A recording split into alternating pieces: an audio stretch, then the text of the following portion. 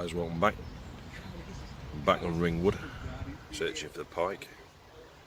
There was a nice, it was 20-21 pound came out early on in the week. So they're definitely showing. The water's a bit coloured, but other than that, conditions are pretty good. I've got one bait out. I've got quite a large section of lamprey on, which I find a really good bait for pike. It's very bloody and oily.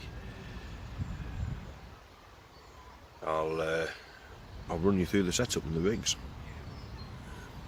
So this is my setup. It's dead simple. I've got a cheap DM stalking rod, 9 foot. Is it £2.5? Aye, £2.5 test curve. Just a cheap DM bait runner. Bait runners aren't essential, but if you do get one pike that does decide to run, handy to have. I've got Berkeley 15 pound mono. Again, you don't really need to go any heavier. Business end, I've got a stop bead. That's all it is, just a stop bead. Another bead, pike float, it's a pencil float.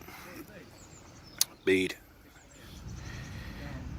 1/4 ounce drilled bullet, another bead, and then a Gemini snapling. These aren't essential, but I just for ease I like using them. Then I've got an 18-inch 29 pound 7 strand wire trace, a couple of size 6 trebles attached to that, and a leaf. It's literally as simple as that. The bait on this rod, I'm going to use smelt, and I'll show you how to hook that up in a minute. Now, when it comes to baiting up, this is the way I like to do it. I'm not saying it's the right way, but I've had a lot of success doing it this way. Get your bait, get your trebles obviously. Now these are semi-barbed, i.e. one of the trebles, that one, has got a barb on it, the other two haven't. The one with the barb, I put in the bait. Oh, sorry, all I do is I measure the fish. I've got a barb there, a hook there and a hook there, so I know that I can put one with a barb just in the tail of the fish like that. The other one will just go just at the back of the eyes like that. And the reason I do that, because pike, firstly the bait will lie nice and flat, but secondly pike generally swallow fish head first. So when it swallows it, those hooks pointing back out the fish's mouth, you'll end up with a better hook up. It's as simple as that.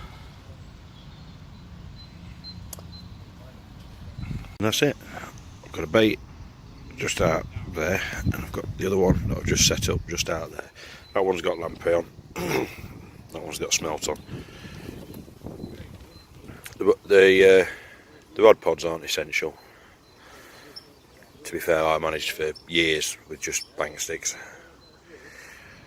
Do however recommend having an unhooking mat, and I would always recommend having a good sized landing net. That's a 30-inch landing net, and it's quite deep. It's one of the Corum breakdown nets. It's rubberised as well, so it's rubber, so it's a bit kinder on the fish. You can, of course, cuff pike, get them up under the gills, but if you've got trebles flailing around while the fish is thrashing, it's not recommended unless you really know what you're doing, because they have got teeth and they have got an anticoagulant in the teeth.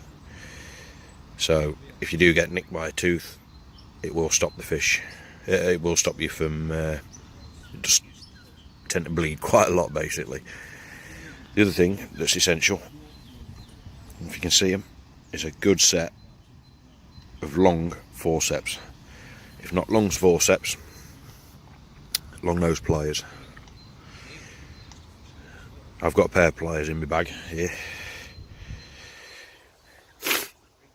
I've also got the forceps. I do find the pliers quite handy if I need to actually cut any hooks. Another little tip that's good for you. And you think I know I'm fat, but this Pringle tub doesn't actually have Pringles in.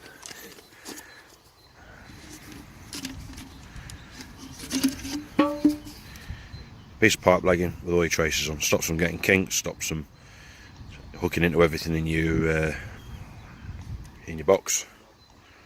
Simple as. Right, let's hope we get some fish. Hey guys, quick update. There's not much happening on the pike front. There's been 12 anglers on here today and nobody's had anything, so at least no, it's not just me. It's about 4 o'clock now. It's getting a bit, as you can see, it's getting a bit overcast, so I'm hoping as it starts dropping a little bit darker, they might just turn on the feed. They sometimes do here.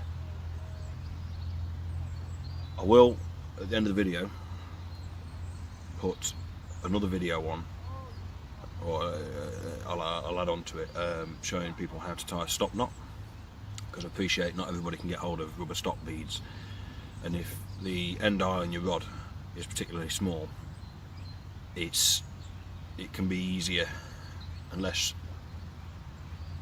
what's the word, there'll be less resistance when you cast with the stop knot. Sometimes the beads can get stuck on the eye and it just knackers all your depth on your float and everything, but I'll add that on anyway, how to tie a stop knot, because they are quite easy once you know how.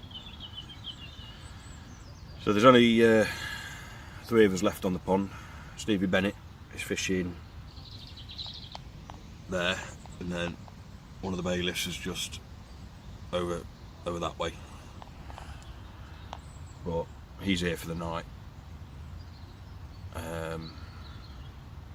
Me and Stevie will be going in the next hour, I think. I should have gone down the river. I was going to go down the river. So I lost a nice fish down there a couple of weeks back that was 20 plus. But I thought, no, I'll come to Ringy. I'll come to Ringwood.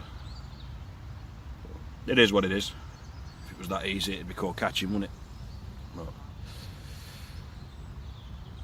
if I catch out, I'll start filming again. Stevie Bennett's got a fish on his carp rod. This is a carp. Are you sure? Yep. Sure it's not a bream? Nope. Stevie's the bream Bennett. Just take your time with it, mate. My float's I think this is a bream. just over there. You never know. So It was kicking a minute ago. yeah. Got one. The bream. It's a slimy. Do you want the net? Nope. You're just going to...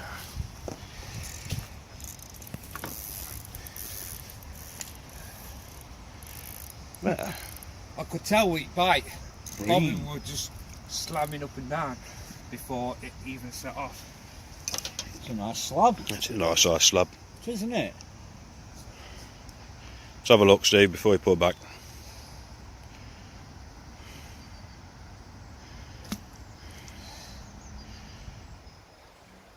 Got a mark on.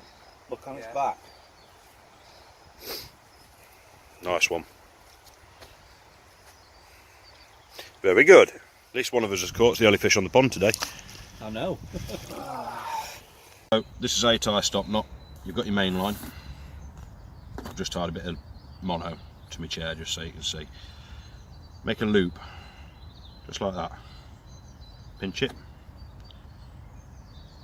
Hold the line, the loop, against your main line.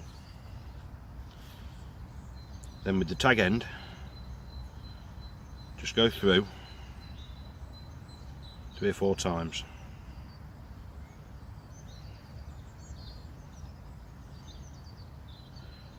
I'm going to go through 4 times, like that. Then what I do 1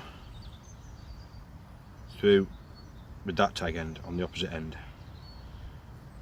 and all you do is just pull it like that. Your main line will crimp up,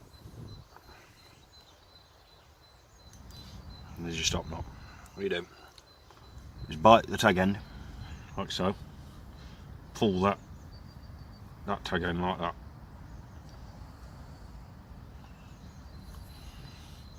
That compacts it down into a stop knot. Then obviously you tag the trab, there, easy for you to say, trim the tag ends to whatever length you want. Normally fine, 1/2 inch is more than adequate, and that's a stop knot, and that will slide up and down your line, but there's enough pressure there that when the bead hits it, it won't slide up and down, but it's easy enough to slide with your hands. Simple.